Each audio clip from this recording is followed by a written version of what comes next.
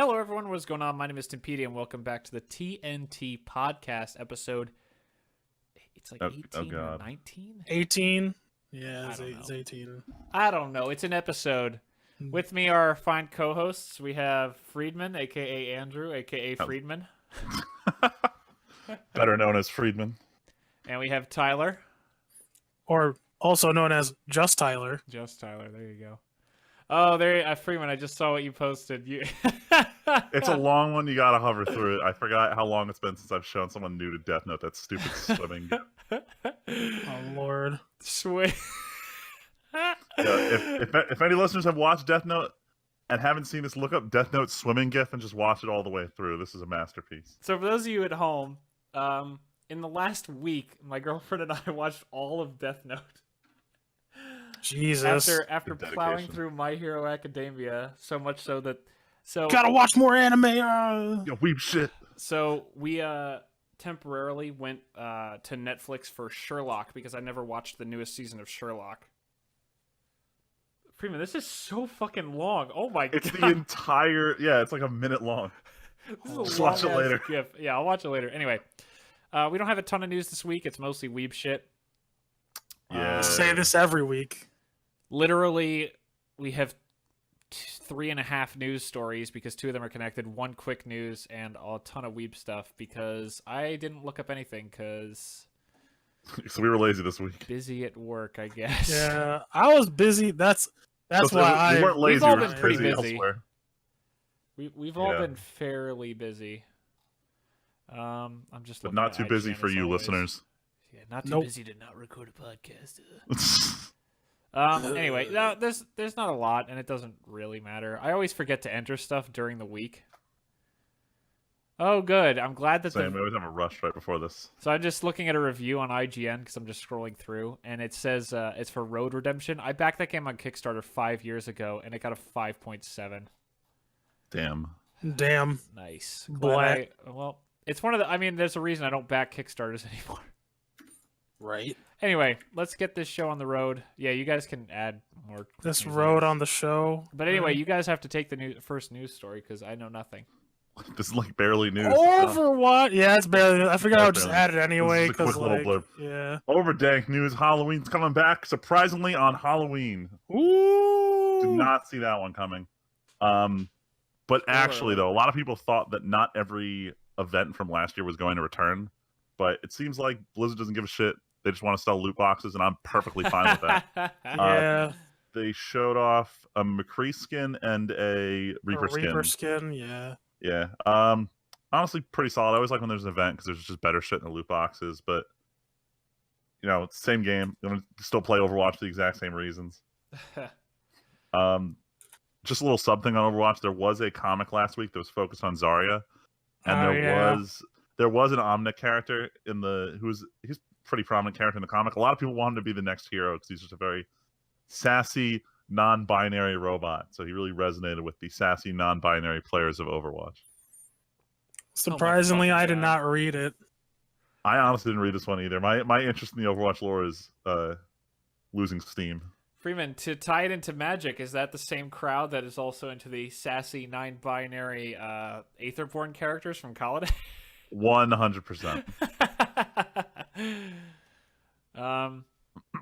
But yeah, I figured you guys probably haven't been playing a ton of Overdank because I know Tyler's in the PUBG world now. The PUBG is, man, that's like my train. I think I've told people, I'm like, this is my ticket to ride right now.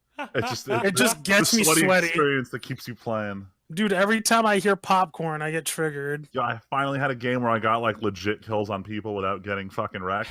Feels great once you finally learn how to shoot a gun in that game. Right? That's what I'm saying. Speaking of shooting guns, though. Yo, 6 Guns, Red Dead Redemption 2. Got a trailer. It's coming out next year. Have you guys played? What a shock. Yeah. No, I never played it because I was waiting for the infamous PC release. That never happened. Because Rockstar is like the best and the worst at the same time. Dude, here's the trick. I don't give a fuck about Rockstar because all their games up to GTA 5 control like garbage, and you can't convince me otherwise. I'm out. Wait, games after Before GTA 5? Oh, leading Sorry, up to GTA I misspoke. 5. Before GTA 5, their games didn't control well. Yo, listen. Tyler, try to tell me I'm wrong. You're not I don't care wrong. how yeah, see? I said I wasn't. Dude, what the hell? What the? You didn't even let me finish. Tyler, You just put me in the Already dirt. on the defensive. Everyone here heard on Best of the Generation, you'd be like, San Andreas is my fucking holy grail of video games forever, man. Yo, it was though. I mean, I love that game so Still much. controls like ass. It does, but the game is so good. Oh my god, man! You know what? It's fine. See, because there's a most reason- games back then controlled like garbage. So I played Titanfall 2 for about an hour and a half with one of my old coworkers the other day. That game still controls almost perfectly. Like that, I don't know if I'd ever get... Like, I know I barely play Titanfall, but that's because I barely have time to play video games these days outside of LPing. If I could pick a game that I wanted to get really competitively good at or just be my new shooter, because like how I used to play Call of Duty in college, it would be Titanfall 2. That game feels so fucking good to play. It is so slick and so smooth. It feels so great. Did I tell you my sob story about Titanfall 1?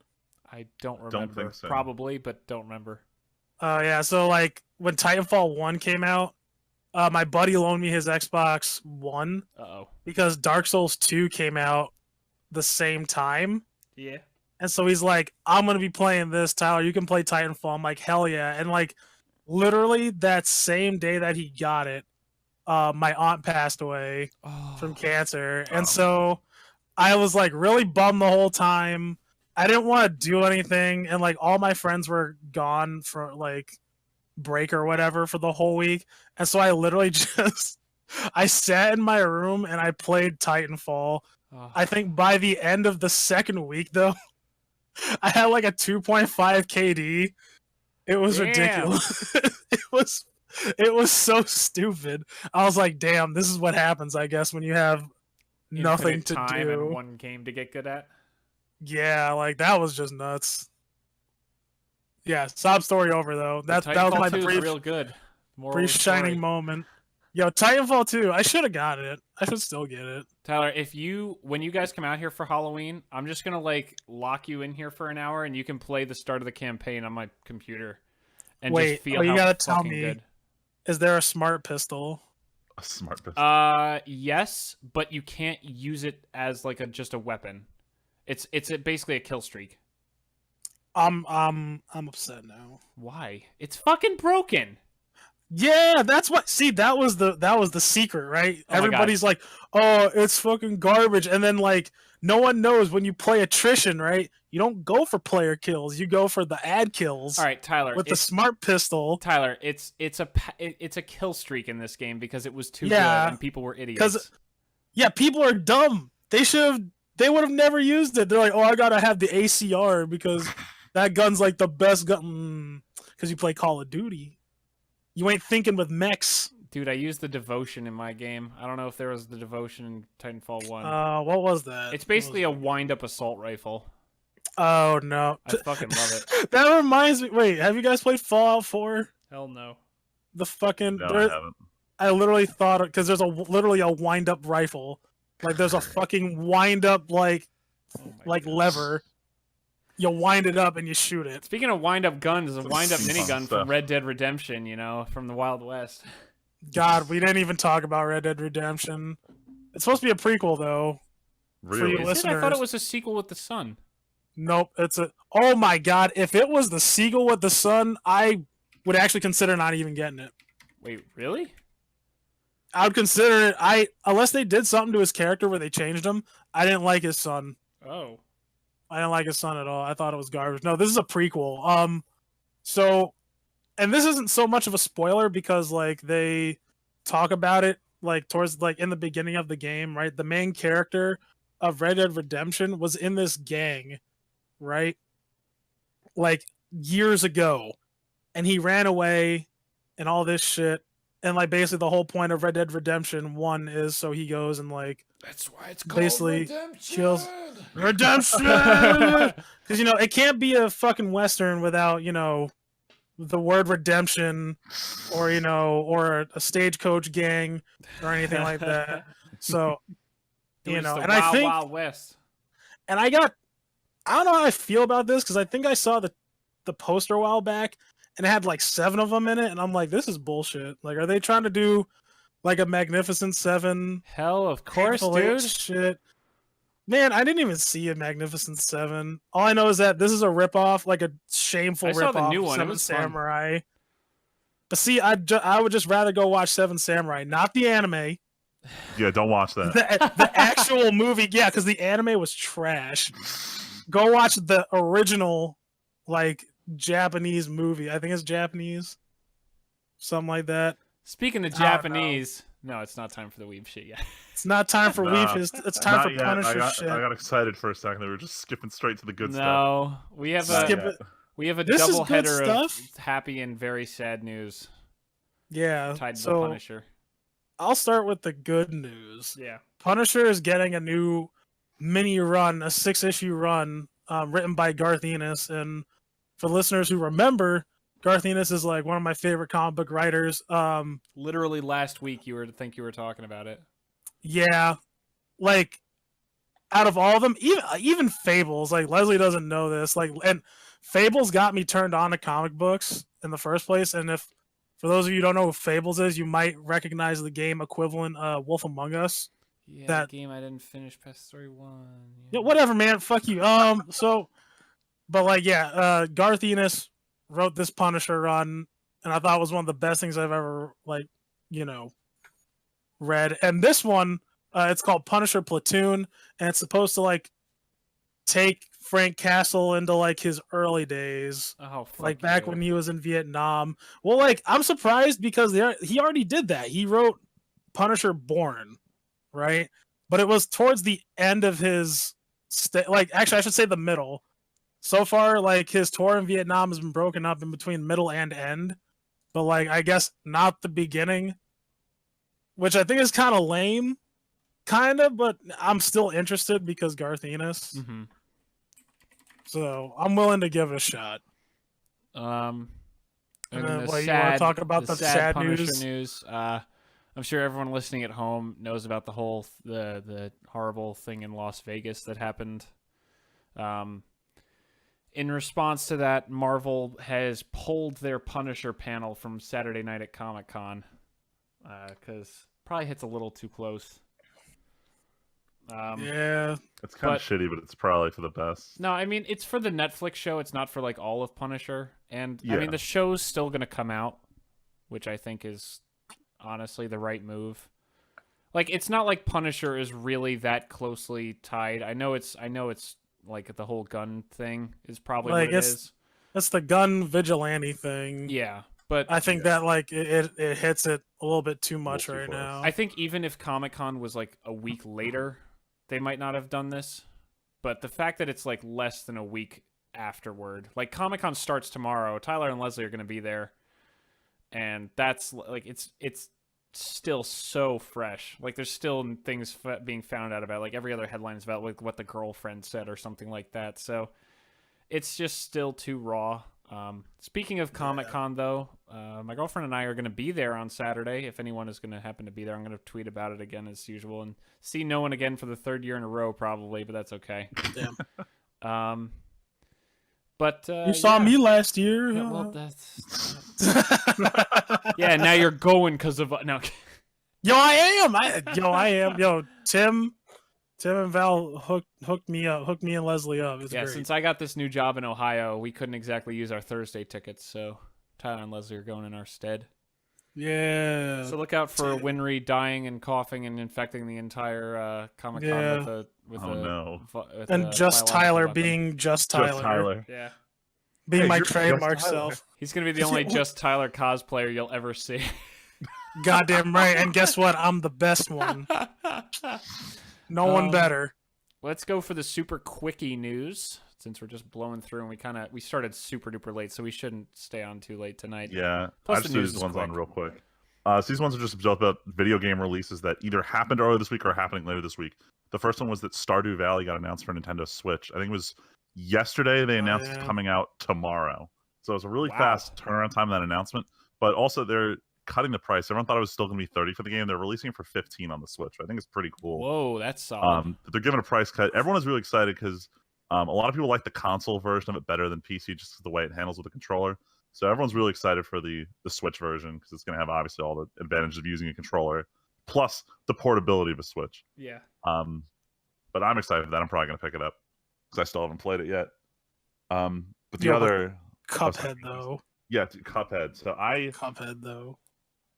This game came out of left field for me because I saw the concept art before it came out, but this game fucking exploded the last couple days.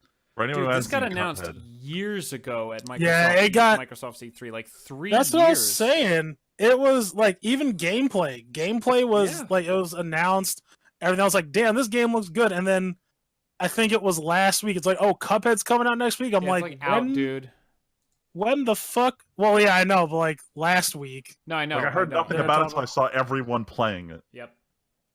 And I don't know if I want to buy it. Like the game looks really hard, but at the same time, dude, it's the aesthetic fucking is hard. So amazing. I didn't buy it, but my one buddy did, and I was at his house playing it last Friday, and like I was kind of like half trying, but I was like, holy fuck, like these.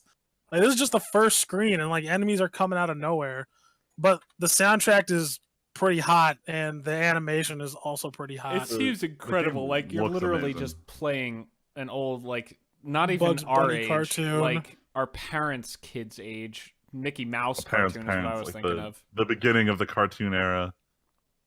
That just seems like such a cool aesthetic to pick. It is. Yeah, I'm a fan of it. I'm probably not gonna play it. I still have PTSD from trying to beat Undertale with the fucking bullet hell sequences. Can't stand that anymore. But that's quickie news. So now it's time for Friedman's real-time chat. These are gonna be real fast, but more importantly, it's all weeb shit. So this week is an amazing week because it's the start of the fall anime season, and there's a lot of pretty cool stuff on there. Most importantly, Food Wars Season 3 started yesterday. I didn't watch the episode yet, but I did hear that it was confirmed for 24 episodes, which is amazing because, first of all, no one thought Season 3 was going to happen because Season 2 got downsized to only 12 episodes. And that's usually the death sentence for shows. If your second season is shortened, it means there's no Season 3. Real quick, Freeman, did you... Yeah, go ahead. Well, actually, no. Keep going. I'll save this for the next story. All right, no problem. But they announced Season 3 is 24 episodes, and this kind of plays into what I've been talking about the last couple of weeks is Shonen Jump's strategy of not doing like the Naruto Bleach, run it for the rest of eternity, but throw fillers in, but more of this, when we have a set number of episodes that would be good and easy to market, we will put out a season then. And I really like that because you get these higher quality seasons. Like Food Wars 3, I don't read the manga, but everyone's talking about how like there's a very definitive point where they're probably going to stop this season. It's at a really good stopping point. So I'm excited to watch that. But continuing on with the topic of Season 3s, Hero Academia ended last week, and it did end with the confirmation that it will be coming back for a televised Season 3. Motherfucking better. Like, the fact that you could watch... Okay, so what I was going to say, Freeman, is did you actually watch the finale? Because I know you said you hadn't right away. Hell yeah. I ended up watching it on Saturday. Okay, good. Wait, on Saturday? Like the day it came out. I thought it came out on Sunday. No, it comes out Saturday, like 9 a.m. Or previously did.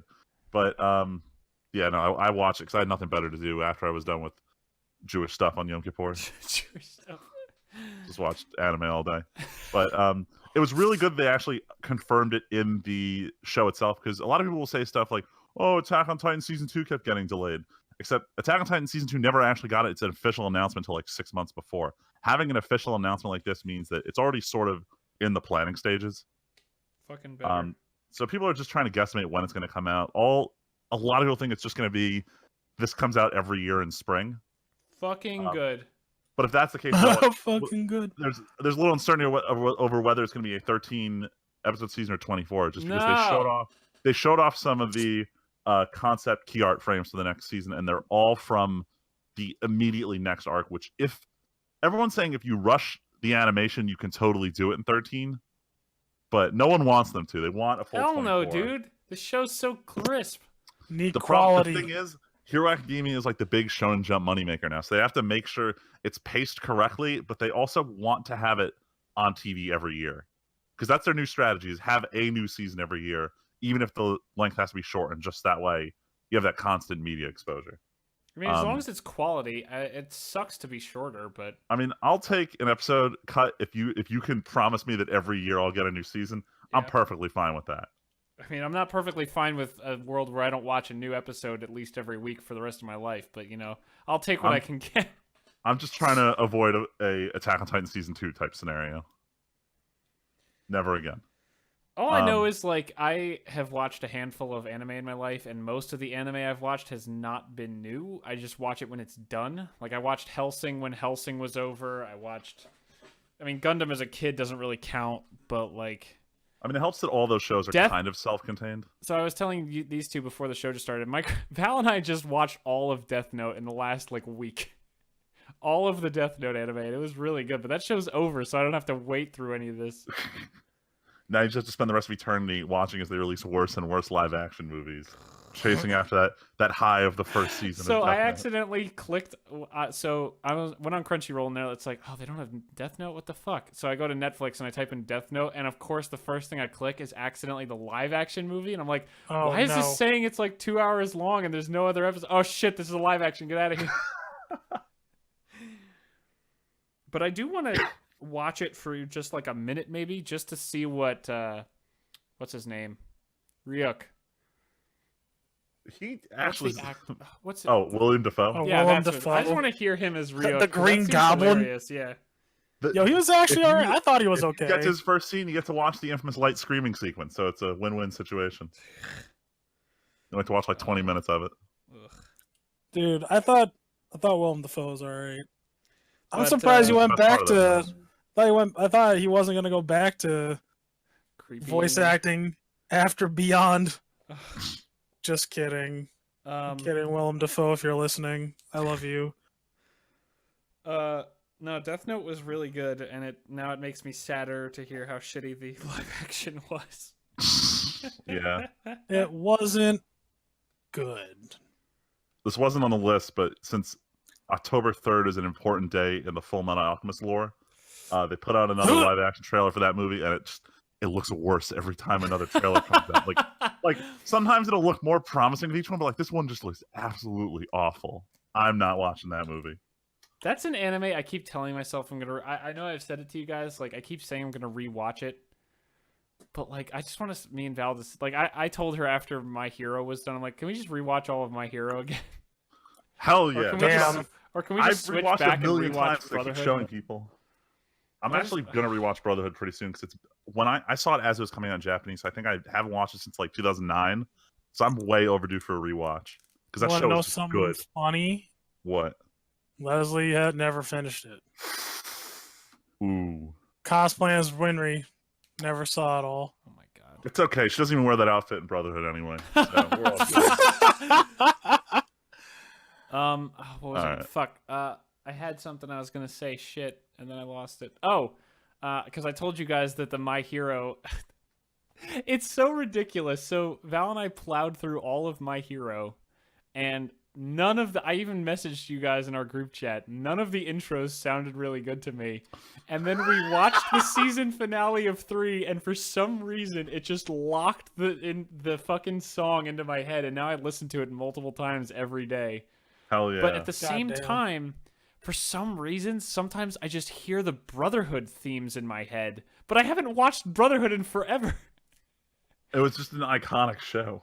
Oh, but you know which one keeps in my head? I think it's the last one where he's in that lying in the field, and he like goes to smash the flower and starts like down, like it. You know what I'm Yeah. talking about? I For know some what you're reason, talking about. that was a one just really pops good into my head. It's really good.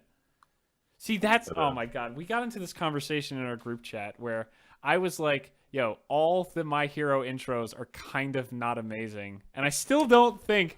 So I talked to Leslie about this. I still don't think the song is even that good for the third opening of My Hero. It's just the one beat that they have, that fucking like drop where it's just like a rock drop, not like a dubstep drop. That part is so fucking good. This opening has been the most divisive of all of them.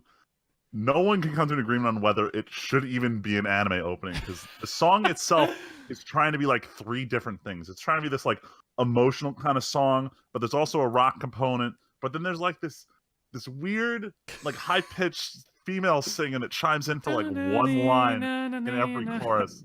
Like, I personally like the song, but even I'll admit, the song has no fucking clue what it's doing.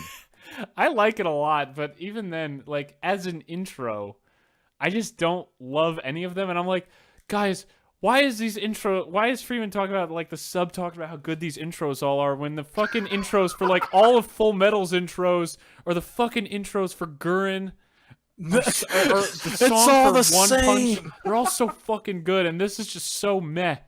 And you guys are like, hey, just track it on its own merits, Tim. It has to be compared in isolation. Now, I'll admit, you and Leslie said that. I'm like, fuck you. Own, they're not all particularly amazing songs. When we talk about openings, you got to compare them amongst themselves. I mean, I guess then 3's the best because at least it's interesting. At least 3's doing something different. Yeah. The other 2 are just like, look at us being anime intro songs. Yeah, we're pretty generic anime intro songs. He was trying to convince that the current ending theme should have been the opening, and I listened to it once and I'm like, this is just the singer from Sword Art Online. This is why you want this to be the opening. Damn. Let's keep going. Speaking of Sword Art Online, 2 new anime projects got announced for it. Why is this show still so popular? Because, like, even though I hate it, I'm gonna watch both of these. Friedman. God damn it! No, part of the problem. I am the problem. I'm glad you recognize. I am my own problem. The first of these 2 shows announced is sort of a spin-off for anyone who watched Sword Art Online 2. More importantly, the first half of Sword Art Online 2, it took place in this first-person shooter genre game, except they transplanted the main character and gave him a sword, which completely invalidated all the shooter aspects of it. God. They're doing another season in that universe, but it doesn't star the main character. It stars 2 different characters. It's meant to focus more extensively on the universe of that game. So I think it's going to be pretty interesting, just because the universe of Gun Gale Online was pretty cool, and they really had to brush over it for the whole how does he kill people in real life plot mechanic. It's like Death Note. I said it was way shittier. Jesus. But the other one announced was the actual continuation of Sword Art Online into its next arc, and everyone's really excited because the book readers all admit, like, this is the best arc, and it's also the longest one so far. Really? It covers the entire length of the previous 4 arcs so far. Jesus. So this may end up getting 2 seasons just for this story arc. I hope it's better. I honestly don't know where it's going to go, but if the book readers think it's the best one so far, you know, there's got to be something good about it. So I'm more than willing to give it a shot. I don't hate Sword Art Online. It's well animated. The soundtrack's always amazing. I just hate the whole OP main character concept that we're seeing in a lot of shows these days. I like watching my main characters struggle. So can I just throw it? Speaking of struggling, one of my podcasts, so I think I mentioned last week, one of them just watched all of My Hero. Yeah. And one of the other guys who had watched it already told him, and I had not heard this, that something from the manga that made it a lot darker. You know, when the whole thing with Stain? Yeah. Spoilers, I guess. Although this isn't really giving anything away because it wasn't actually in the anime. But you know the thing that flies away at the end, or that tries to carry him off? Oh, that's Bakugo's friend from when they were kids. Yeah. Yeah, right? I didn't know that because the anime never says that. Tyler, did you know this? No, I didn't know that. He's mutated from one of the bullies from when he was a fucking kid. Yo, sick. It's explicitly shown in the manga. I know that's one of the reasons I love reading through discussion threads as it's airing. Is someone pointed, it was like the top comment on Reddit was, "Yo, that dude is the kid who bullied Deku." I was like, "Holy shit!" Good, serves him right. I mean, yeah. Don't bully my special bean. Yeah, but Tyler, you can't say that and then be like, but King Explosion Murder is great. King Explosion Murder is the best name of all time. I was dying of laughter, even though I'd seen that before in like a picture and not know what it was. Just the image of him standing at the front of the class. King Explosion Murder. King Explosion. No, now it's Lord Explosion Murder. That's amazing. And then his fucking haircut. What a loser. Oh my god. Damn, What the genus haircut. Best genus? What does that even mean? The fucking genus, man. Doesn't translate. Quirks are fucking retarded. Hell yeah. Yo, but actually though, They're fucking dumb. They're Actually- just actually, stupid. though. Also, okay, hold on. Oh Fuck. shit, here we go. Fuck quiet guy who talks to animals. He's so worthless. I fucking hate him. But you gotta have the No. No, I hate him. He's useless. He's What's so his face? useless. Bubble Dude. Dude, at least Bubble pervy Dude dude. speaks. Netta? Yeah, he's useless. How do you even get Okay, past Tyler, the entrance no, exam? I was literally thinking that. Explain Tyler, this to me. Tyler, you can't say that about him because you can say that about half of them. Yeah, I Half of want to these know. heroes I are want to know. bullshit. I want to know, Tim. You can't know How because they they couldn't. Tyler, they couldn't. I'm so happy this discussion is happening. They couldn't. I'm It's so not a discussion. angry. It's truth. They couldn't do it. It's called show writing. They didn't It's fucking shit make it. writing. It Every is. character, every show has a couple characters that are just bad at what they do. The fact that supposedly Deku was in danger of not getting in after he punched the shit out of that thing, and these little fucktards did get in easily, is just beyond belief. It's called There Had to Be a Perv, and the perv is never going to be a good hero, so we got to just have the perv in there and say No, he I did it. know. I'm aware. No, it and just then- bothers me. See, but then they have to redeem his shittiness by having him somehow win his challenge because he's such a piece of garbage. Let's just say he's a very divisive character. No, get the hell How out of is- here. He's okay, not Ty- good. Freeman, Because no one can say they like I don't him. think he's a good character, but I enjoy all of his antics. Nope. I personally No, like I It's annoying. don't. It's It's just annoying. Thank you, Tyler. Tyler, I'm It's glad so- we're on the same page for once. Yeah, I agree with Tim. He's just annoying. I don't Just feel like annoying. he serves nothing for the story. Oh no, Absolutely I agree. not. He's The show would be literally- the show would be way better without him. So then But I've shut the seen- fuck up. But I've seen this character implemented in so many shows Yeah, of before course. that ruin it. But he doesn't actually ruin the show. He's just shitty. Yes, he But fucking does. He's the best implementation of this kind of character I've seen. Wow, I'm not you saying could it's still good. live I'm a not better saying it's good to life have this without character. him. But of all the characters like him, he's the best at being shitty so far. So fucking annoying. I just hate You gotta him respect so much. these things when you see them. The fact Hell that no. they pretend, they just make up reasons for his power to be useful. No, when he cries and says my power is useless, he's fucking right. His power is useless. He's right. He's fucking right. It is useless. They have to pretend that he's useful by throwing the balls into that cyclone. Like, Deku makes a cyclone with a finger, and it's like, nah, but it works because he throws his fucking grape head into the thing. Jeez. Oh, I get a headache if I rip too many of my fucking brain cells out. Whoops. Oh, God, he I- just pulls and keeps going. If he was pulling pieces of his brain out for that, I would be so happy because then someday he would just turn into a blithering idiot. God, he's so fucking annoying. Yeah, we're that savage audience. We don't care. We don't like this character that much. Dude, he Yeah, fucking forget the tricked topic all the this week. Let's sick, talk about cool Hero. girls, all the cool girls in the class who are so legit. And he's like, hey, you guys have to... Like, why would they believe him? Why would they believe the him that they have to cheerleading wear the shit. cheerleader outfits? like, yeah, that never was made any beautifully goddamn executed. sense. Whoever That- believes him. That's about some anything. Jim Belushi shit right there. Because there's no way he'd do something so obvious. No, that's the worst logic. Freeman, that's the logic that gets L killed, you know. There's no way. Oh my god. So what the hell is Sentai Filmworks? All right, Alright, moving on. Guys, So what I is met this? Sentai Filmworks a couple weeks ago because they were the first of the big DVD distributors to move away from doing DVDs in the US, only Blu-ray. Previously, they did not give a shit about streaming. Any service they can get their thing on, they would get it on. They had stuff on Hulu, they had stuff on Daisuke when it was still on, and more importantly, almost everything they had went to Crunchyroll. But they've suddenly said, no, we don't want to work with Crunchyroll anymore. We're going to give all of our shit to Amazon. So now Damn. all the stuff that would normally go to these other sites is now exclusively on Anime Strike, which I'm upset about because there's a lot of good shows this season they got. And I was real tempted to say, you know what? Fine, I will buy it if all these shows are in one place. But then I went and I started the free trial, and I remembered why I hate watching anime on Amazon. Their subtitles are the worst. Their releases are late. I don't want to pay this extra money for a product that's shittier than the Pirates. So I was super butthurt this whole week as every show I wanted to watch got put on there. So can I ask a genuine anime question? Go for I it. guess so that you're saying the production studio doesn't do their own subtitles. It's up to the company they distribute to. Yeah, whichever streaming platform, they're the ones who actually So do the Netflix subtitles. is the one who fucked up a few lines in Death Note. Okay. That's some not an shows, insult. That's genuinely, I just noticed a few things that were really weird. Some shows, the individual streaming services will do the subtitles. Like Crunchyroll does most of theirs, but if they ever stream a show that's owned by the company Aniplex, Aniplex provides them with the subtitles to use. So usually they're a lot shittier because they don't care. These Yeah. fuckers will watch it no matter what. Netflix is usually pretty inconsistent with their subtitles, so they're just not very diligent. But if they have a show from Aniplex like Seven Deadly Sins or Sword Art, usually it's closer because Aniplex had a chance to screen through it, but they're usually pretty.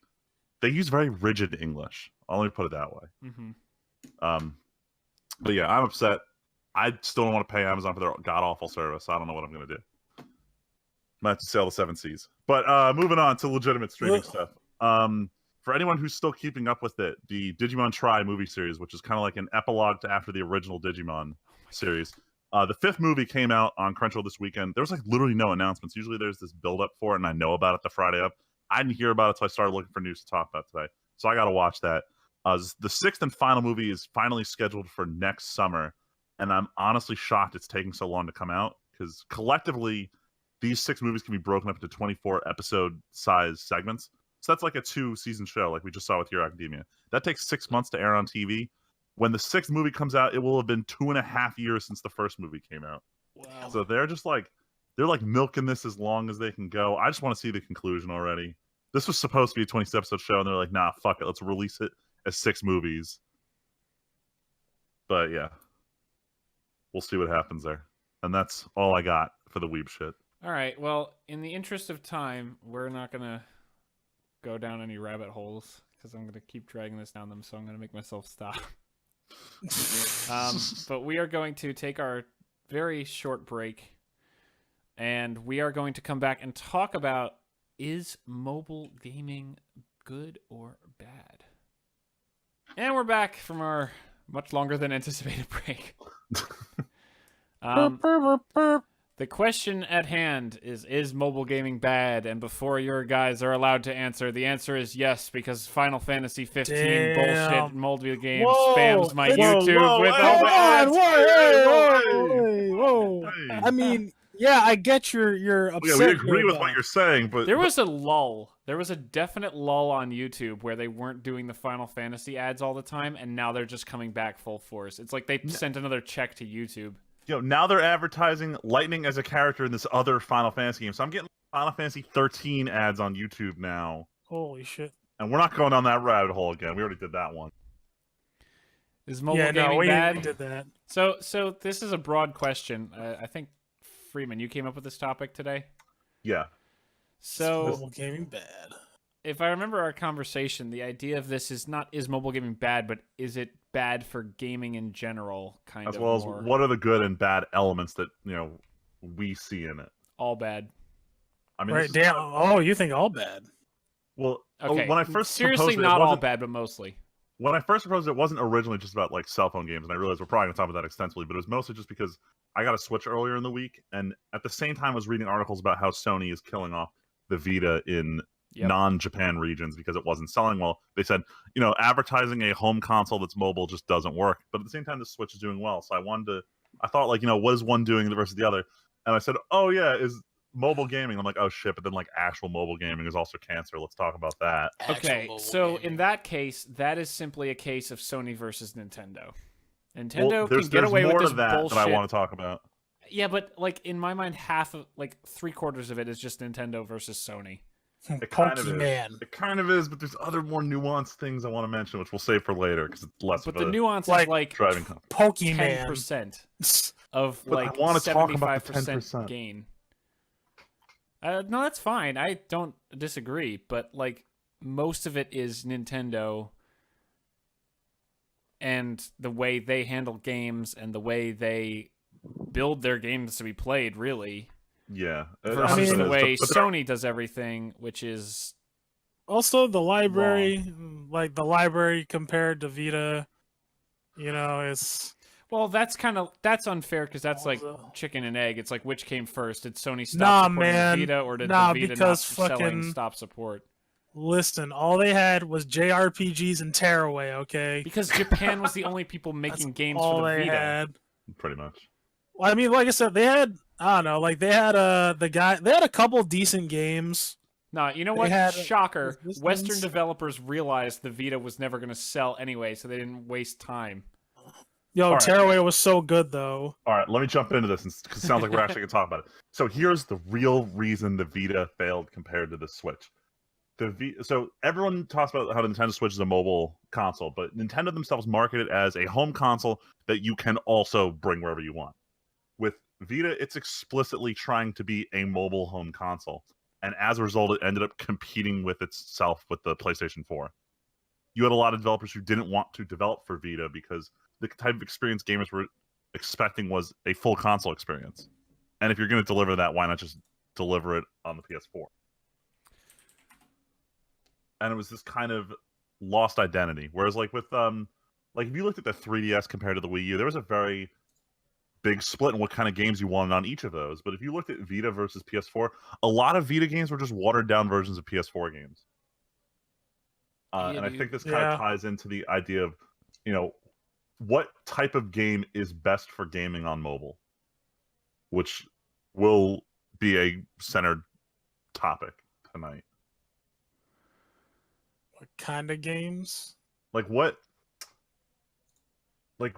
games are conducive to mobile in terms of like what makes a good mobile game? Because right now most mobile games something the formula has always been something that you can for a player to pick it up and then immediately like get into it. Like the learning curve needs to be very simple, straightforward, and easy to play. Like that's how it should be if you want to go by the textbook. But at the same time, Pokemon ain't simple. If we're talking about like mobile consoles, as opposed to mobile phone games. I mean, if you go back like Pokemon Red Blue, it wasn't really that hard to get into it. I think from start of the game to when you understand how to do battle, it's been like 4 minutes tops. Yeah, well, I meant like in terms of like you got like two different examples of mobile games, right? Like you have like I said, the mobile console, right? Like a Game Boy, shit like that. Like they're a little bit more involved. Like they're scaled down and they're simple enough, right? To like get like almost like a partial experience that you would for a home console.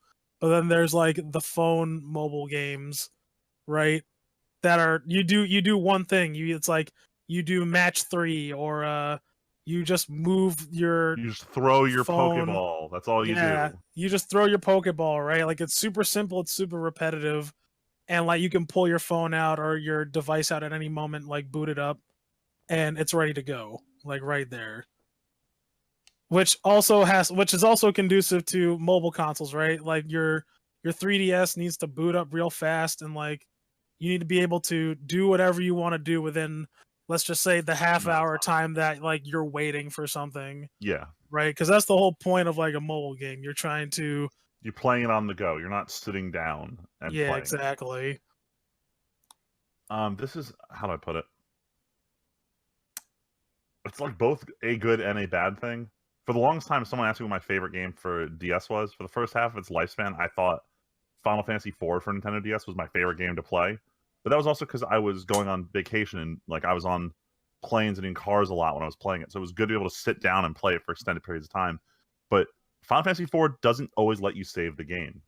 And that was a problem when I started trying to play it more rapidly, that I had to sit down and dedicate time to a game. And at that point, I'm already playing like a console.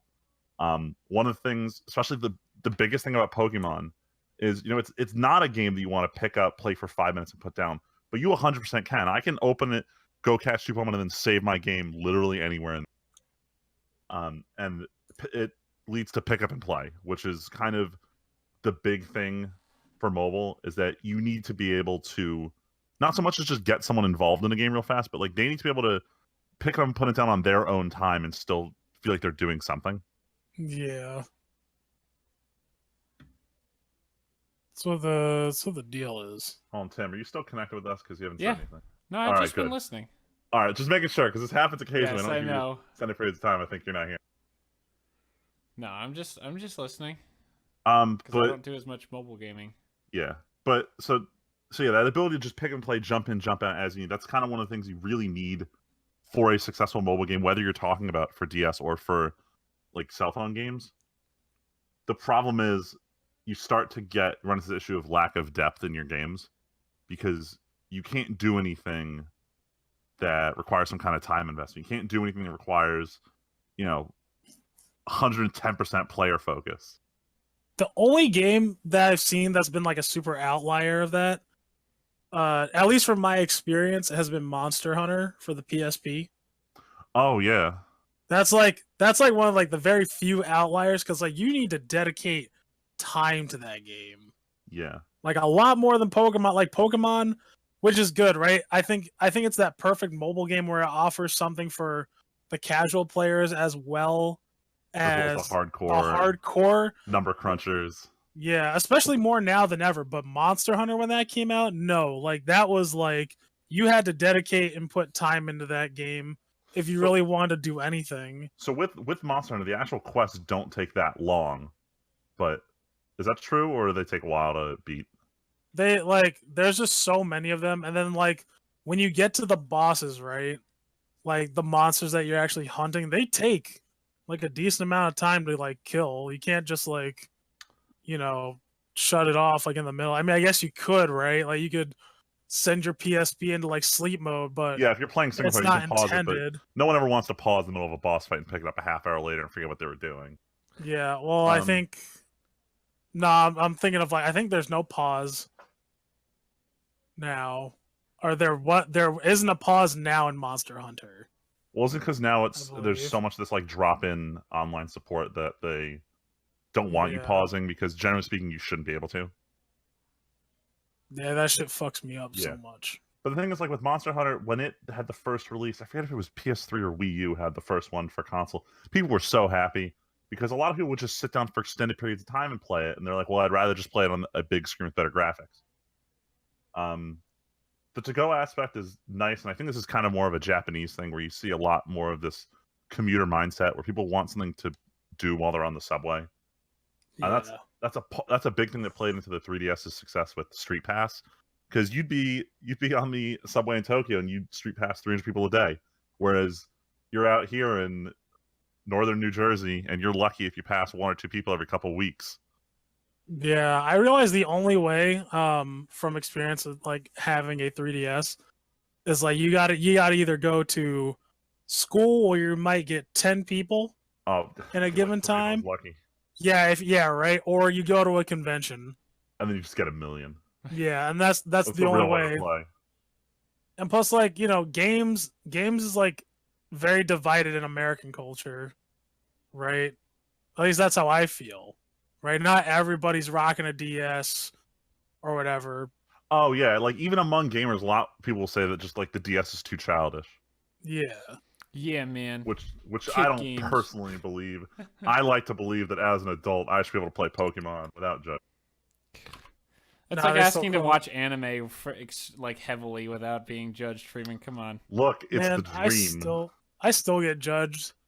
What the hell was I watching? I mean, there's a difference between watching My Hero Academia and watching like the fucking ballroom anime. Yo, don't knock on the ballroom anime. Yeah, no knocking. I don't know. How do you feel about that, Tim? I guess let's just start with the broad mobile games in general.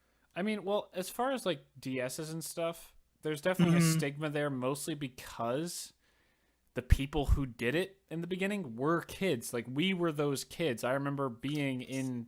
We were the Game Boys. We were in school together. Game Boys. When I brought my Game Boy to school every day because everyone wanted to play Pokemon. Freeman, do you remember Nick H from our grade? Yeah. Did you ever know that I stole his Ninetales? You did what? What a scumbag! He had to walk away when we had a link cable set up, and I fucking traded myself his Ninetales or something. Wow. Gotta do it. We learned something about Timothy today, man. I mean, you guys already know the Peekaboo story. What? The epic... What? I don't know this story. Wait, you don't know this story? Freeman, do you not know this story? Is this unrelated to just the Peekaboo rumors? Is this like an actual real story? No. This is an actual story. Oh, shit. It's story time. This is when I was the best little shit kid ever, and I totally played another child. I earned my right to live. I earned my right to live, he says. So, I think there was always rumors. There were definitely rumors of the Pika Blue. Yeah. Maybe that was just our school being retarded, No, Freeman. they were everywhere. Between Pika Blue and the Mew hiding under the truck next to the SSN. That Yeah, shit, yeah. those rumors were flying every day. So, my dad had Photoshop at the time. So he thought it'd be fun to make me and my brother each a Pika Blue card. Wait, I remember this. Oh, I God. figured you would. And it was just like supposed to be this cool thing that we had. It wasn't. It was kind of real, but it didn't look super duper real, and we didn't have amazingly thick paper. But it was just really cool. Like he basically took the old Pikachu art where he kind of looks like fat and dopey, like kind of squished, and he just photoshopped the numbers to be different, photoshopped all the words to be Pika Blue, and just basically colored Pikachu blue. Other than that, it was the same card. I brought it to school and showed it to a kid, and he thought it was super cool. So I offered to trade it for his Charizard. Wow! Damn. Hustling. Damn. And he did Your it. father made that for you with love. He did it. He did it. Damn. I'd like to think that I told my dad, and he was probably angry that I traded it away, but I'd like to think somewhere deep down he was like, good job, son. You played a kid. Damn. Jesus Christ. I've told that story for years. I actually don't completely... I remember the Pika Blue being made. I literally remember... Freeman, you know where my... both of you. You guys know where my sister's bedroom is. Yeah. Mm-hmm. That used to be mine and my brother's room before my sister was born. But before that even, there was a time where we had been moved into the bedroom we spent like most of our lives in. My dad had his computer in there, and in that room, on the computer, right next to where the closet is, he did the Pika Blue edit. I remember standing there. Mm-hmm. What I don't remember is actually holding the Charizard card. And I know there is still a binder of Pokemon cards in my sister's bedroom at home. I don't know if any... I don't think anything of value is in it. I'm staring directly at my binder, and I know there's stuff of value in there. Freeman, you could convert those into a useful card like magic. Nah, I'd rather... No, you can't. Yo, mine were stolen. It was terrible. Oh, that's... But yeah, that's the story of the Pika Blue. I'm pretty sure... I'm 99% positive that it did happen. I just don't remember what happened. I think I ended up trading the Charizard for like a Kangaskhan or something and immediately regretted it, but the kid was gone. Like, not right away, but later on. I feel like I traded the Charizard for something, and it was fucking stupid. So I continued the chain of that Charizard having unfortunately stupid owners. But, yeah, I'm pretty positive that it did happen, and then I got rid of the Charizard. But yeah, I used my fake card to good use. My dad was basically today's version of the Chinese counterfeiters who make Black Lotuses and stuff. But Oh, man. But anyway, mobile game. yeah, mobile games. But That's what I was talking about. Like the mobile game that I helped make today. I To like someone. think back to what I was trying to say before I got completely off topic. I think part of the reason it's viewed as childish is because our parents are kind of that older age now. They're in that age bracket instead of like, when like we were kids, they were in their 30s and now they're in their 50s. And now they're looking down on it because that's what their kids did. And we're kind of at the age where a lot of people in our age group have probably moved away from it and kind of are like, oh, we're so much better than this now.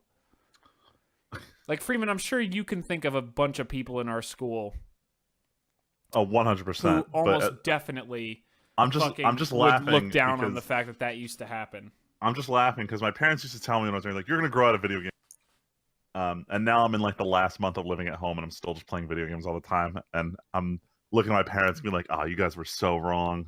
I still play Pokemon. This is just like a thing now. Like it was like everyone thought it was a fad back then. Now it's like it's a part of culture. And I think a lot of people still don't want to embrace it. I think it's especially in our generation. Still a part of culture. If you look like, how do I put it? like it's not even a whole generation from us. It's like maybe people 5 years younger than us.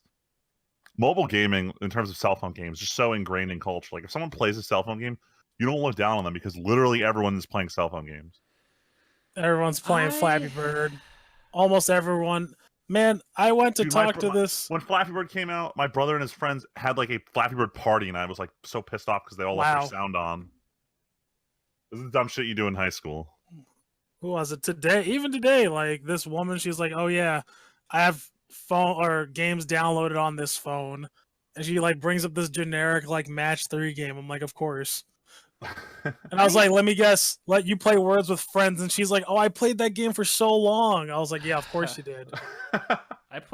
I honestly didn't do a ton of mobile gaming. There was a phase like when I was going to school in Utah where I would play, like, partially because that was when Humble Bundle was just getting big and they did their first few Android bundles. So I played a bunch of the, like, kind of bigger, more real games on mobile that were Android games. I haven't played a mobile game in a long time. I played that Rick and Morty one for, like, 5 minutes. Pocket Mortys? Yeah. I just, like, if I'm on my have phone, enough I'm depth. probably checking, I check basically 4 things every time I go on my phone. Maybe 5 if you count YouTube just to see if anyone uploaded anything. Facebook, Twitter, then the subreddit for Magic and the subreddit for League.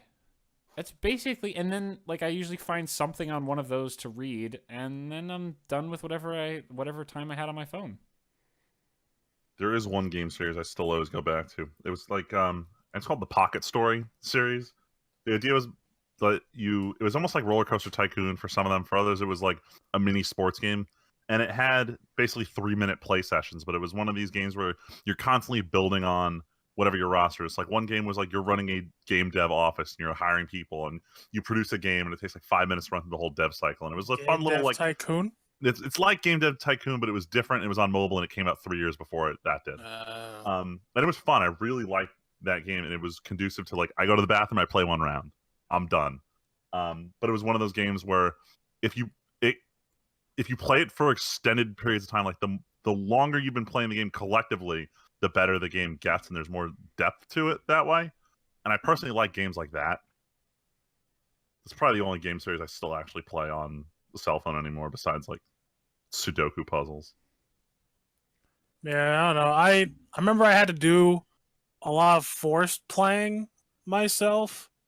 I think the only game I ever really got into, now that I think about it, like I would play Temple Run. I played for a long time. I played Bejeweled because Bejeweled's my shit. Oh, and then shit. Duel Links. What? Yu-Gi-Oh! Duel Links. Yeah. Yeah, the Yu-Gi-Ohs. Oh, and there was Tiny Wings on iOS I really loved, just because that game was just a fun challenge. But man, fuck cell phone mobile games though. Real talk. But then we'll go down the route I wanted to start bitching about, and I already got into this during our episode about armchair CEOs. Tyler, I don't think you were there for a lot of it because you had your emergency. Yeah, the emergency. I started complaining about how Nintendo handles their yeah, boy, we did. mobile cell phone games, because at present you had Super Mario Run, which was just a giant cash grab. Temple Run Mario. And then you had their next game where they're like, "Don't worry, it's not a cash grab, it's Fire Emblem."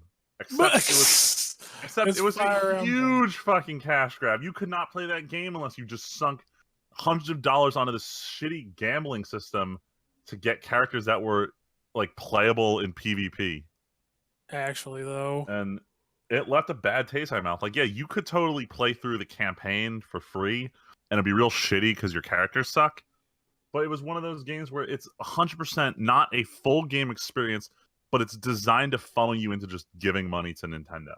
And that covered both of the things that I hate about like the current atmosphere in mobile games, is that you're not trying to present this solid game experience. You're trying to put out a game that promotes someone to want to spend money. Yeah. And that's the metric for success for these games.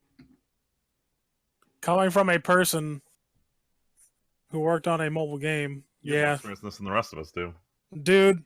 Almost everything in the documentation, and you know I could talk about this because I didn't sign an NDA. Spoiler.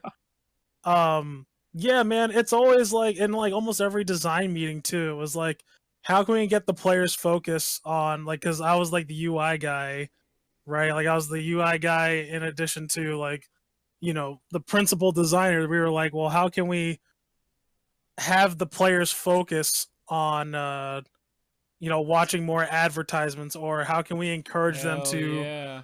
buy more just shit in the game? And especially like how you can't even, especially for MotoGP, you can't play the whole game unless you spend $20 to unlock the entire game. And like if you want to be competitive, you can't just be competitive on your own. Like if you want to go up against like real people or whatever, you have to buy this separate thing. And I'm like, man, that's shady as hell. But I ain't gonna complain. I gotta get this experience, I guess. But yeah. And like that's all it is too. Also, like games like Candy Crush bother me because I tried that game out. You're talking about the gameplay or the whole like invite your friends scheme? Well, there's that scheme on top of that. Yeah, that scheme right on top of the levels are like some levels are just impossible. The way they randomly generate it, it's like a slot machine. Oof. Either you win or you lose, right? And like that's what I like about Bejeweled. Because it's like, well, it doesn't fuck you, right? It's not impossible to. It doesn't try lose. to. Like you'll always have a couple moves from the beginning where you have some choice that leads into either, good or bad setups. Generally speaking, the game doesn't try to fuck you over. Yeah, but it happens sometimes. It happens sometimes, but man, Candy Crush actually fucks you. Like, I would play it because I was like, you know what, I should like at least give it a shot because like I was always curious as like, well, why is this game popular, right? Yeah. Let me study it, to see why. And so I would play it, and I'm like, man, this is actually impossible. I can see why motherfuckers would buy, like, the jawbreakers that break anything. Yeah. Right? But, like, that's some scummy shit, and these people don't even know it, right? Yeah, boy. Like, that's the worst part about it. And they make it so, the experience side of it, right? It's like, okay, you can watch this ad, right? And it's like, yeah, if you just tap this, it just automatically just gets taken out of your account. No big deal. It's so seamless. Mm-hmm. And I'm like, man, this is shady. I don't like this. But everybody's got to eat. Who was it? Clash of Clans? Clash of Clans and King Games were like into the billions of dollars. Dude, I've seen so many. Have you guys seen more ads on YouTube cropping up where it's like the let's have shitty developers barely speaking like or no, there's another one out there now. Cuz I remember I mentioned this a few weeks ago, the ads where it's like Eastern European like, "Oh, my hero been captured." I could pay money or I could attack the enemy and capture their hero to free mine. I almost exclusively get Final Fantasy 15 ads on YouTube. I do too, but I've also started getting ones where like live streamers are like, "Oh, I'm gonna go attack this, and wow, this is awesome! This is the best play." Where the devs hype up their own game. No. I'm saying there's two types. There's the devs ones, but there's also ones where they hire like low-level live streamers who, the amount of people who have spent enormous amounts of money on those live stream setups where they build like the super PC and then they also build a streaming PC and they get the green screen and they get the lighting and they get the good microphone. The amount of people who've done that, who you probably can see at like the 20 viewers count, is fucking ridiculous. It's insane how many people are just certain they're going to be the next big streamer. Yeah. It's nuts. Like this, I keep dragging us off topic, but it's like, it's just frustrating. I don't know. But then again, I'm like, what are we doing? We're starting a podcast on YouTube, but we don't expect anything of it. So that's the big difference. Because we're just friends having fun. If we get 3 viewers and it's just us, that's good enough. I mean, we get like Kid Creator and Cypher. Although Cypher messaged me the other day and was like, "Dude, I'm sorry I haven't been commenting. I've been busy at school." And it's like, Cypher, it's okay. Focus on school. Yeah, right. This ain't that. Shout outs to the dedicated fans. Shout out to the dedicated fans. We love you. Yeah, I mean, I'm looking at my Actually- most recently uploaded videos, and they're like between 40 and 100 views, usually around 50. It's like, yep, that seems about right. Just my channel's pretty dead, even though my sub count is still 31,785. Still crawling my way towards 3,200. That's Oh, yeah. interesting. I'm pretty sure that most of those subs, though, are people who are watching old stuff and just sub to, like, find the old stuff. Oh, just to have you on the list, they don't have to like remember your name to see your channel. Or anything. Yeah. Yeah, I do that for a lot of channels too. Oh, my money's kind of gone back up a little bit. Oh, Freeman, speaking of, I had YouTube on my phone open while you guys were talking a few minutes ago, and I noticed that. Do you watch Mother's Basement? Yes, I do. I love his channel. What? I saw that he uploaded a video 4 months ago about how like my hero is the opposite of Naruto, and it just said communism on the fucking title card. Like Jesus. Naruto. No, it's Naruto with a hammer and sickle on his headband, and then Deku with an American flag behind him. And I get that it's probably just for dramatic effect, but that's fucking hilarious. That is. Just real quick shout out for anyone who's interested. This is some weeb shit. Mother's Basement is a really good channel. He started off doing a lot of like really in-depth analysis of anime openings and showing like why certain openings are good, why ones are bad, what the meaning is behind some scenes in it.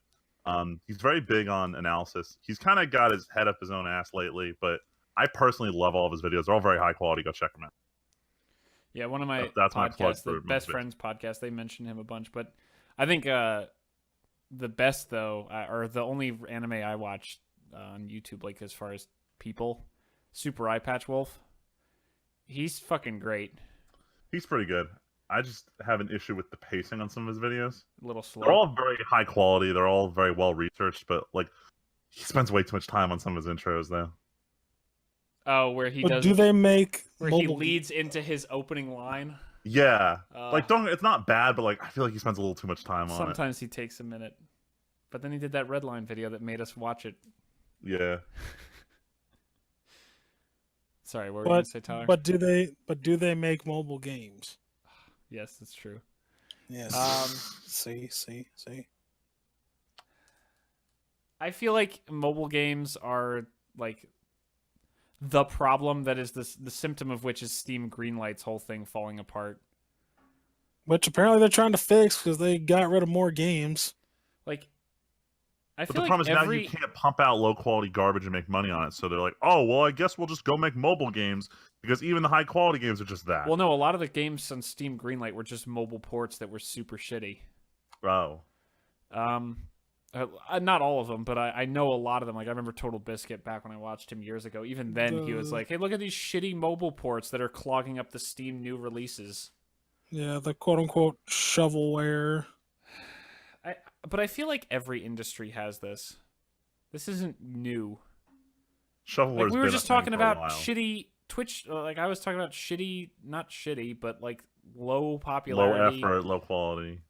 Twitch streamers. Every industry has this phase where, and we're in it right now, where it's just throw the game out there and get a few people in and have them pay for it and just move on and make the next thing with stolen assets or like cheap graphics. Yeah. Like it's not that mobile gaming is not inherently bad. The problem is phone gaming. The other problem is phone batteries aren't getting better. Oh my god. All right, let's get off mobile gaming to actual mobile platform problems. That's the biggest complaint I have. Yeah, Oh, I the legitimately battery think dying. I would do a lot more mobile gaming if I didn't want my phone to be around to like browse Reddit or something or like watch YouTube videos. Like even more than YouTube, it just crushes the battery. I forget who it was from Samsung who said in an interview that if we released a phone that didn't have a bigger screen, people wouldn't buy it. So when they make a new phone, their first thing is, well, the screen has to be bigger. The battery's not even on the menu. It just needs to have a battery in order for them to sell. And I don't understand why no one's making a fuss about this. Like, every this should be a big issue. Every single time I need to buy a phone, I always think, like, I always buy the newest phone. Usually just because I want the most up-to-date thing that I know will last the longest into the future and maybe get me to the 2 years until I can get a new phone. Yeah. Like, I want a phone. Like, if I could take my Samsung Galaxy S8 and just have all the same specs in 2 years, I'd be completely fine with that. And just give me a bigger battery. I mean, that's the whole reason I got the S7 Edge over the S7. Like, I don't personally like the Edge. It makes it more susceptible to being cracked when you drop it. Yep. But it has like 1.5 times the battery capacity. Yep. So I jumped on that in an instant. Because that's secretly the feature I care about the most. And I know for a lot of people it does matter. I miss being able to go a whole day without charging my phone. Remember when our big, dumb, clunky phones, the battery just worked all day because you couldn't do much else with the phone? Oh, man. Yeah. The Samsung Alias 2, the flip phone that flipped in both directions, that was the best. I go like 2-3 days without charging, and I miss that so much. You know what's impressive? My phone is just because I just saw the notification, 15%. And I unplugged it at 6:45 this morning, or 6:30 this morning when I got out of bed. That's pretty good. That's pretty also good not- considering. That's also not me watching tons and tons of YouTube videos, and this is a less text-heavy day. So Yeah, that's the thing. It's like also like our phones are just they do more shit now. But not even that, they don't do it better. They're just throwing power at it, and like they don't need to. It's disappointing. Apps have been trying, like the bigger apps have been trying to be better about battery management, right? Like Spotify's been trying. Like we're in the age where I think up until maybe a year or two ago, phones needed to get better so that they could run things better. I genuinely look at my phone now and I'm like, I don't think this is going to run Chrome or YouTube better in 2 years. It's not. No, it's not. And what's the point of going to a much higher resolution on this thing when you don't... It's so small, it doesn't fucking matter. You're not getting anything out of making this like a 4K resolution screen. You don't get anything there. You get marketing because Yeah, if I Apple know has you it do, and we but, don't, like, no one's gonna buy our phone. I And that's feel the like annoying someone thing. could just market the big battery good phone instead of the great phone No. with okay battery. That's not what people want. It's unmarketable, and But that's we the problem. all want it. Like, I feel like there is No. Consumers are definitely... fucking No. idiots. You want to know? So here's what I learned. Here's something I learned from working at the hospital so far, Tim. No one gives a shit about like how well a phone performs. Like they do, right? But if they see someone, like if they see fucking Annie in the next room, they're like, "Yo, she's got a phone." Like that's like I don't know, like a larger screen phone. She's like, "Yo, I want that phone." And you know what the first question always is when like me and like my buddy deploy a phone? Someone always chimes in, "Yo, when can I get like another phone too? I want a bigger screen." Or more I want a bigger megapixels. screen. Yeah, she's like, If "I want a nothing better else- camera," and it's like, what the fuck? Like, and we're like, "Well, do you have a phone that works?" She's like, "Yeah, but I want a new one though." Okay, but camera is definitely something that can forever get better. Like every phone says they have this amazing camera, but until a phone has a camera where you don't have to fiddle with settings and you could just take a fucking picture and have it be great, then it'll be great. Like, I get that this phone camera is probably 10,000 times better than the first camera phone I had, or the first smartphone I had. But when I just take it out and snap a quick picture, it focuses a little faster. It's maybe a little crisper, but it still doesn't look fucking amazing. That's the problem. But it's like everything else. Like, okay, if nothing else, it's funny that Steve Jobs was proved completely wrong. Well, Because- what do you prove wrong? Well, he was the guy who was What like, he prove wrong? I don't need to make iPhone screen bigger. This is good size. Size is good. Well, he's gone now, so I know, but like, I remember that Apple for a long time, weren't they? No, it was they didn't want to make a smaller iPad. Remember, they didn't want to make the mini? They were very sure about their phone, about their screen sizes. They're like, the iPhone's good and the iPad's good. It's like, no, people want a bigger phone. they do want a bigger phone. Oh shit! Hold on. So we Oh, got jeez. breaking news. Oh, shit. The new Breaking- trailer for the new Pokemon Sun and Moon 2, and I think there's new. Forget this isn't breaking news. There's new Ultra Beasts in it. They look weird. all the Ultra Beasts look weird. I didn't like But really like any of now, them. there's a giant like square castle shaped dude. So you're not appealing to me right now. Yeah, this isn't unfortunately. even appealing to me, and I was excited for a split second. Did you guys see the link that came around Trailer is recently of the hyper guy who, cinematic. on his DeviantArt, posted a whole bunch of realistic Pokemon drawings? Did you guys see that? I mean, I've seen some I've seen a like lot that. like this. I mean, I'm sure you've seen them Yeah. before, but I saw one that just popped up the other day. I was gonna send it to everybody, but I decided, like, who the fuck cares? They just look moderately gross. But it's like, yeah, You're you could do that with moderately any... gross. I know, but like, you could do that with any anime thing. That's not interesting. Actually, someone just in other breaking-ish news, actually, apparently Google's doing like a press conference or something, and they showed off League of Legends in augmented reality, like the ability That's to gotta be weird. have AR stuff during. Where is it? I just saw it on the subreddit a minute ago. I don't fucking know. Google That is Pixel, really yeah, weird. augmented reality and LOL. I don't know anything about it. It's just a screenshot. There's like a video I'll watch later, but it's just one of the comments I saw on the Reddit. The reason I thought of it was someone who's like, "When am I getting Yu-Gi-Oh?" Yo, when am I getting Yu-Gi-Oh though? Oh my god, Freeman! Imagine if we could do this with Magic cards. Oh. No, they, who the fuck cares they about can't even Magic? get a Hearthstone game working first. That closed beta is supposed to start next month, Heard and next month. apparently there's going to be an NDA until January. So even if we get in, Freeman, we're not going to be able to talk about it. Yo, they Fucking did. blows. That sucks. They did try. Yo, no one gave what's it called? They needed to keep funding that PlayStation game, that Eye of the Storm. No matter how shitty that was the closest thing we got to like. Eye of the Storm. Yeah, I think that's what it was called. Hold on, let me. A Yu-Gi-Oh game? No. It was a PlayStation. It was an augmented reality PlayStation game. Mad Speaking- Max Eye of the Storm. Stop. Speaking of That's all it's augmented come up with. reality, PlayStation VR. My other podcast mentioned this recently, and I realized no one really gives a shit about that anymore, do they?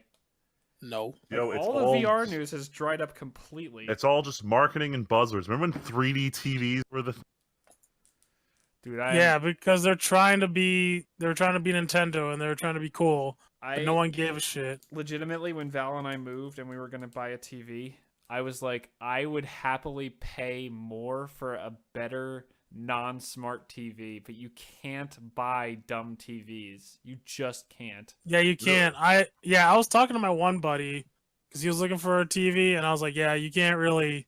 I told him like, if you can find a simple TV somewhere, you're better off. Yeah, But dude. like, you can't really anymore. They're trying to kill Roku, man. They're trying to kill. I still Fire have my Stick. Chromecast. I still have. I don't my touch the smart Chromecast. settings on my TV. Get the fuck out of here. You're I've used my terrible. PS4 for most stuff.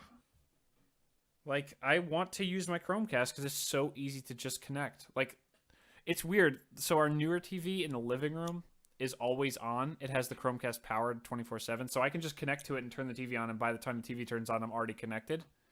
But the one in the bedroom only turns on when the TV's on, so I usually have to... But that we use that one a lot less. But it's like, this is so convenient to just have it all on my phone and not have to deal with the remote. Like, the remote is just used for turning on the TV and the volume. That's All right, we got literally- super off topic on this one. We sure did. Yeah, we did. Happens every time. It's a classic. So are there still things we need to say about mobile gaming? What our thoughts are on it?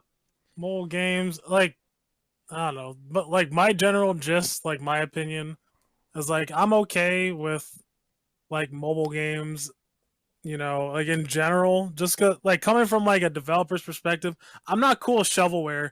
I think that shit's garbage. People who make it like are just trying to look for a quick buck. I think that's lame. Like all the people who are like, oh, Flappy Bird came out. Oh, well, if I make a Flappy Bird game, then you know, I'll make money. No, I think that's shit. Like, if you want to make a mobile game, go for it.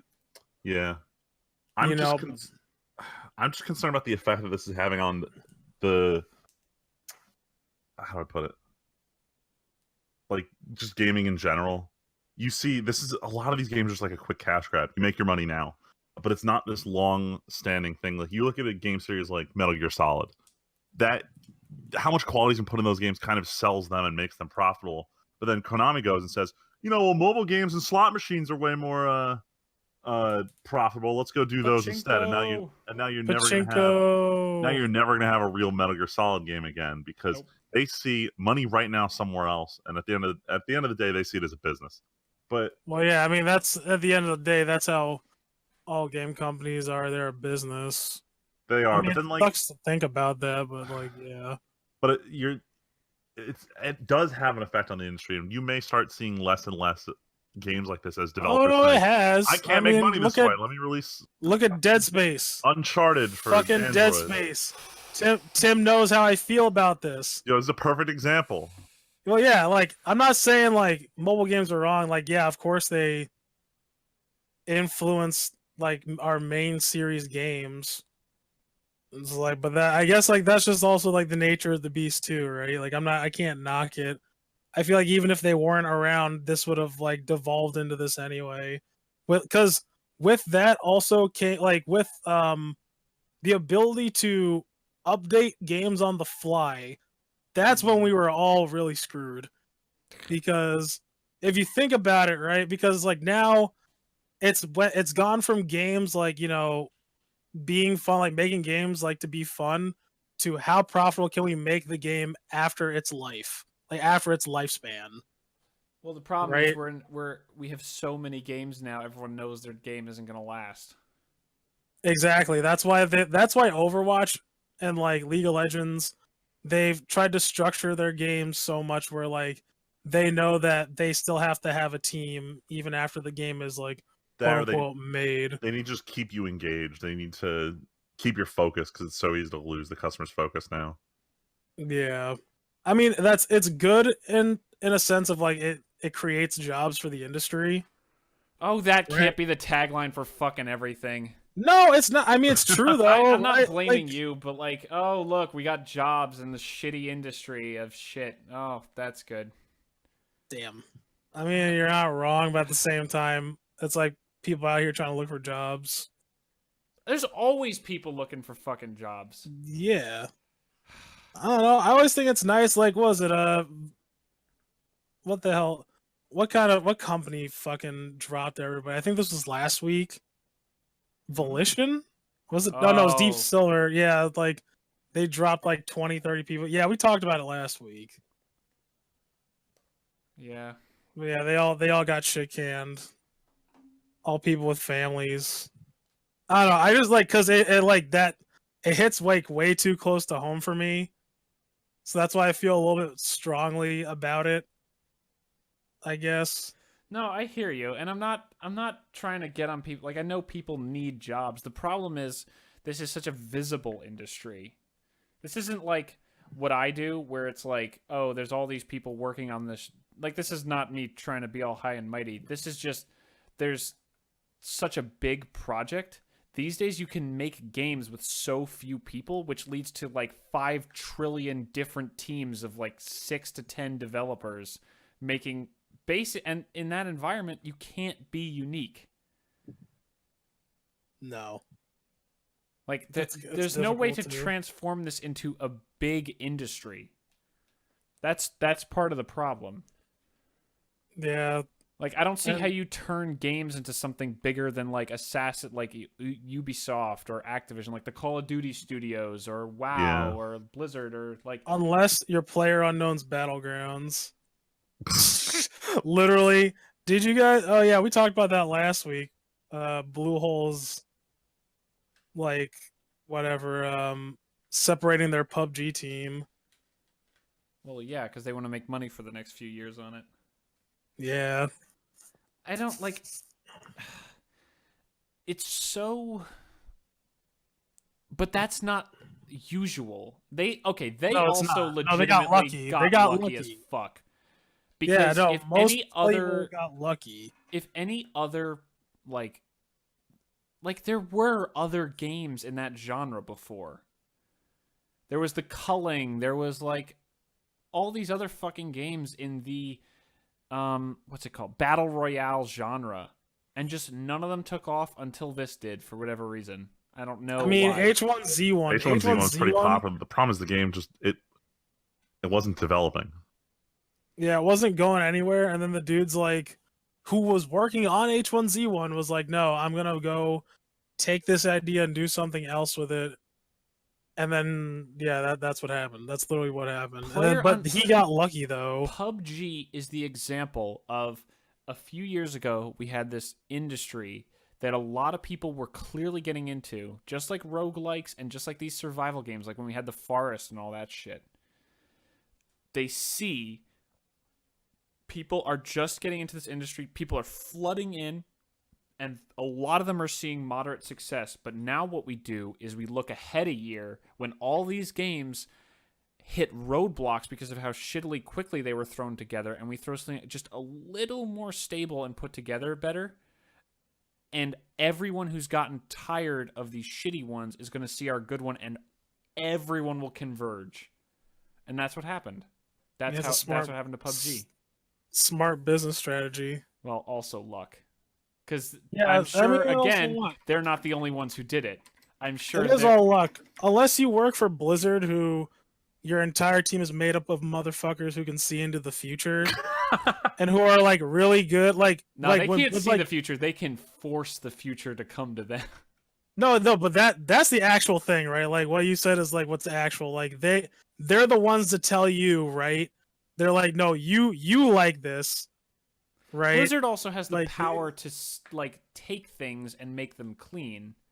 Like I'm sure Overwatch wasn't the first hero shooter. Look, clearly, like there's Team 3 Fortress other ones. 2 and a bunch of other shit. What's the one Battleborn that's already dead? What's the other one that just Paladins? came out? No. There was another one that just came out and it looks like shit. I saw ads for it on YouTube and it just looked exactly like Overwatch. It was like League of Heroes or something. No, it was. They had this cool looking trailer, but it literally is just another Overwatch. Like Blizzard just made the cleanest and best one, and it had the Blizzard name on it. Yeah, no, I'm just saying though, right? Like that's like it's that kind of thing, right? Like they have the name, they have the talent, right? Like they're the only kinds of people like that are up there that can do something like that. I kind of forgot my point now. If any other company could put together a team like they have on Blizzard and give them a game or two to figure out how they work together, they could easily, someone else could start making it. But the problem is everyone's like, well, why would I waste all that time with all that corporate bullshit when I could just go open an indie studio and make a mobile game and fucking start printing money? Because the real thought is, no one knows this, but it's honestly a lottery. Like I've known too many people who quote unquote start this indie business. They're like, oh, I'm gonna go indie. Like, all right, have fun sinking. This is literally just like the lottery, because you're literally just like, everyone's like, I want to be like PUBG. Guess what? Someone is already working on the next PUBG idea. People want to be fucking filthy. No, like this, we had a name, like a thing for this in school, right? Like everybody's like, oh, you want to be fucking Phil Fish, the dude who made Fez. Yep. Right? I'm like, oh, because like, you know, everybody's like, oh, my idea is gonna be the hottest thing, you know. And then it's that, and oh, I have this great idea for a game. I swear to God, if I had a fucking dollar for every time I heard that, you'd be the one with the millions. Yeah, I wouldn't need to work. I wouldn't have to worry about student loans. Like, yeah, because everybody's got a fucking idea. And especially when, like, engines are so easy to use now, anyone can use them. They can make this fucking garbage, put it out there, right? And even if it is, like, somewhat decent, right, it's still not going to take off. And, like, the people who are dedicated, even if, like, they dump thousands of hours into making this game, doesn't mean it's going to be good. Like, I've seen that too many times. I've seen people throw their lives away to make these projects. Me included, I'm not exempt from this. Yeah. Right? Me dumping nights, like, hours after hour into, like, games and, like, things not working. And then, like, I finally make it. And it's just like, well, it's not going to go anywhere. Right? Like, we put it out there, or, like, I've seen people, like, put it out there on, like, on Steam Greenlight. And it's just like, well, no one's going to play it. And all for what? Like, you literally dumped all this money and resources into it. And everybody's like, well, what's the difference between, like, no, because motherfuckers got lucky. Either they knew someone because they got, like, a spot on IGN, or they got some popular YouTuber to play it. Yeah. Like that's literally Cuphead. what makes or breaks it. I mean, I've gotten games in the fucking email before. Imagine how many games PewDiePie gets. He probably gets so many. He probably gets. He has to I bet he has someone who even sifts through it. I mean, shit, maybe not anymore. But Isn't he? He still makes enough money to employ people. Yeah, but I bet there's a person I bet he has a small group of people, with him included, that go through these games, and they're yeah, maybe we should do this one. Would this one be okay to do videos about? How much percentage do I get for this game for 10-minute video? Yeah. Anyway, let's close this topic up because we really did zip around and we started really late, so we probably shouldn't go much longer. Fair. As far as closing stuff, Kid Creator left a comment on the last week, but he didn't actually ask a question or anything, so let's keep it up though, Kid Creator. Keep it up. I'm glad to know we get 1 or 2 viewers. But let's call it a day. Tyler, what are you doing this week? PUBG. No, I'm just kidding. Going to Comic-Con tomorrow. Trying to hold up Leslie with a stick, maybe, so she doesn't slump over. Weekend at Leslie's. Yeah, literally weekend at Leslie's tomorrow. Yeah, she's gonna be dead, and I don't know. I'm gonna try and not be there too long. But outside that, I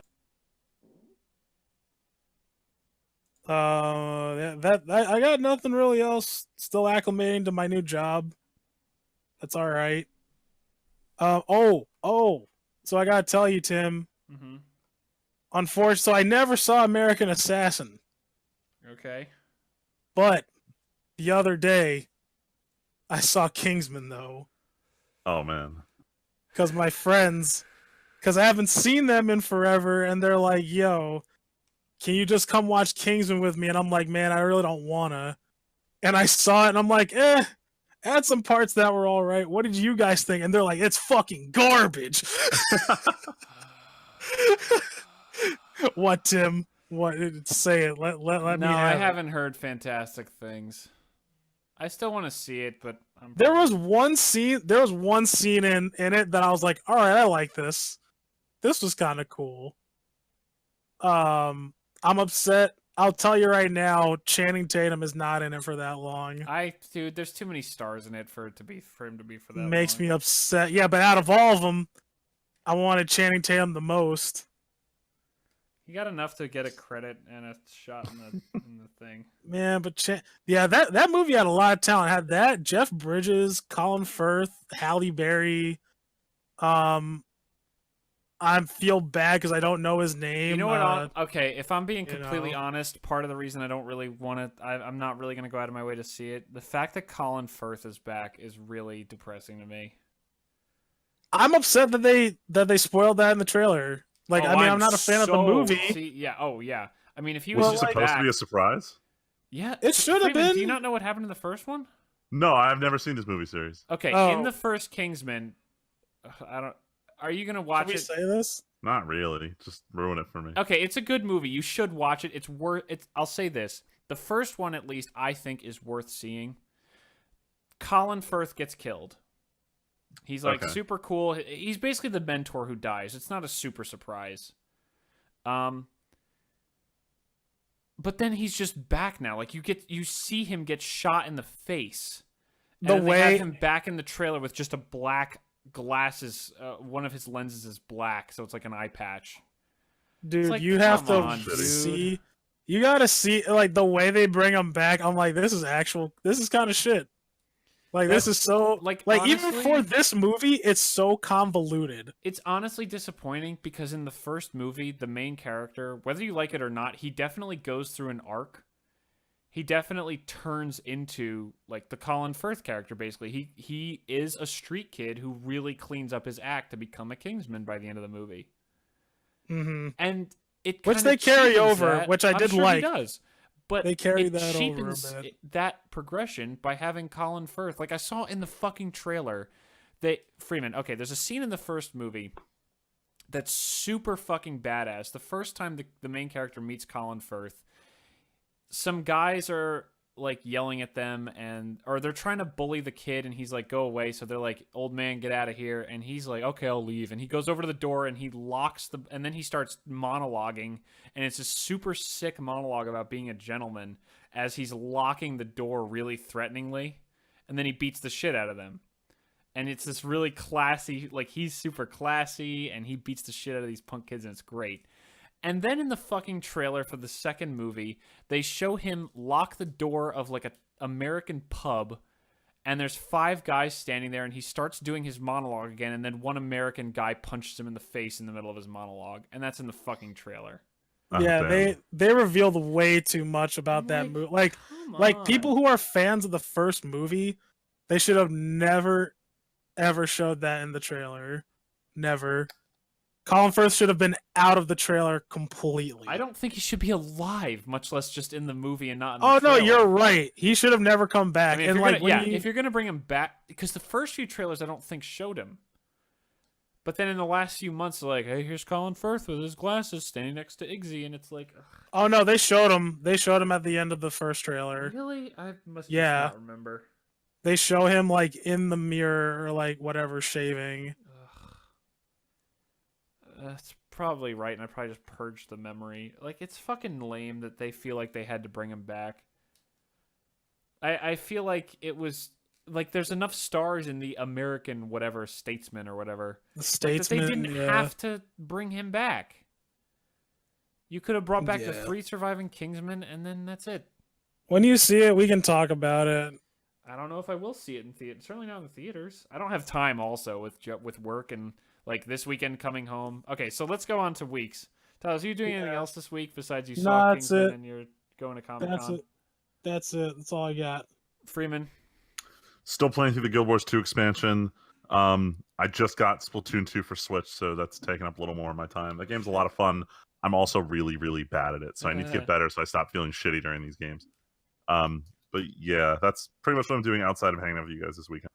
So yeah, this weekend is, as we've talked about a bunch, New York Comic Con. Val and I are driving home tomorrow night after I get out of work, relaxing on Friday, and then Saturday we're going to Comic Con for the day, and then coming back here Sunday. Then 2 weeks later, these guys are coming back out to Ohio for a Halloween party. So it's a crazy few weekends, so I'm not seeing any movies anytime soon. As far as Let's Plays, Dragon Age Origins is chugging along. I had a major glitch this week. Apparently there's a glitch. So I'm in the DLC right now, the major expansion for the game. And there's one point where you get captured and all your stuff gets taken away. This is kind of a spoiler for those. This video is not going to come out till like Sunday. Basically, you get captured by the bad guy and your stuff gets taken. And then you get it back at the end of the dungeon right before the final boss fight. Except if you import your character from the main game, there is a very likely glitch where your stuff doesn't spawn in the chest because of DLC items. So all my main character's gear is just gone. Oh, wow. And What the fuck? I don't use big saves because I don't really care. Luckily, I can use cheats and stuff to get a bunch of the items back. But, like, yeah, all my stuff... Luckily, it's not all of my gear. It's all the stuff my main character was wearing. But still, that's shitty, obviously. But, yeah, damn. That's so I'm fucked just up. going to have to use cheats and spawn it back in because I found that this is a glitch that apparently if you have imported your character from the main game and you also installed a lot of the DLC, so your character from the main game brought over a lot of DLC items, this glitch happens regularly. So I don't know what the fuck I'm just gonna have to cheat the items in and redo it because so the alternative is to load a save from before you get captured, but all the auto saves triggered and I only use quick saves in that game because I'm too lazy to use real saves. So I don't have a save from before I got captured. Oops. Damn. That's unfortunate. That's okay. I'll just use this as an excuse to cheat in all the best gear for myself and just win the expansion with it. But yeah, so that sucks. Shadow Warrior 2 is really fun. I actually said during I think I was either playing for fun or during the LP. I said it's probably the second best controlled game since Titanfall 2 that I've played recently. Like Shadow Warrior 2 feels really good to play. You basically have a dash every few seconds where you just press shift and your character dashes wherever you were running. It feels really fucking good to just dart in, shotgun, dart out, dart in, shotgun, dart out, dart in, shotgun, or dart in, slash with swords, dart out. It feels really fun. So I've been playing that a little bit on the side to do bounties because they don't have any story effect, whatever, and they're really just go in and kill like 50 enemies around the map, or go in and kill 6 big boss level enemies around the map and get a bunch of money and a skill point and some power, or like maybe a minor power. That's about it. But those are really, really fun. I don't know how much longer. Shadow Warrior 2, I don't think I'm quite even 50% done with the game, so it'll probably be a few more weeks of that, and then hopefully I'm finally going to... Work doesn't seem like it's going to slow down for the next few months, so that's good. So I'm not going to get to do any extra LPing in the near future, but hopefully things will slow down at least as far as busy weekends. Like, hopefully I won't be working as many weekends coming up. I don't know. So, yeah. You hope. But anyway, that's it for the week. We're going to go because we started way too late, and this is going longer than we'd hoped, so... Yeah, like it always does. I know, but we usually don't start at like 9 o'clock. We start at 8 o'clock. True. But anyway, we are going to sign off for this week. So we will, we will catch you guys next week on the TNT podcast. Yep. See ya. See ya.